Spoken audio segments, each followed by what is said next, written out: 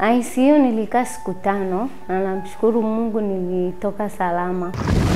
Ushuhuda wa siku, testimony of the day. Kwa majina naitwa Ana Inyasi Malia, ni mkazi wa Sanawari ya juu.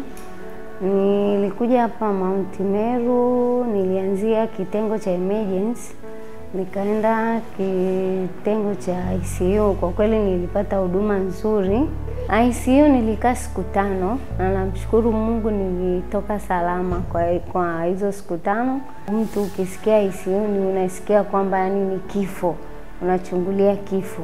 Kama mimi nimeweza kutoka siku 5 kule ICU, ina maana na wengine watatoka. Wasiwe na wasiwasi, wala wasiwe na hofu. Wamtegemee Mungu. Wale ambao wanaouguza wamtegemee Mungu. Hakika watawawezesha tu na watatoka salama huko. Manesi wako vizuri, madaktari wanaangalia vizuri.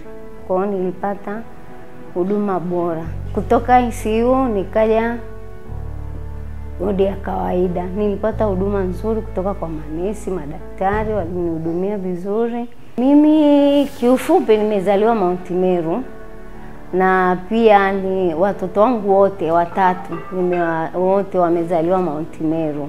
Kwa huduma ya mwanzoni palikuwepo ndio huduma ilikuwa sio nzuri sana, lakini kwa sasa huduma iko vizuri. Hata ukiangalia mtoto wangu watatu amezaliwa katika kipindi ambacho tayari Mount Meru yani iko vizuri.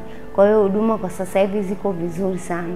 Nashukuru sana serikali ya Jamhuri ya Muungano wa Tanzania chini ya Dr. Samia Suluhu Hassan kwa kuwekeza vifaa na dawa ambavyo vinatusaidia sisi tuweze kuwa na afya njema pia na kuimarika.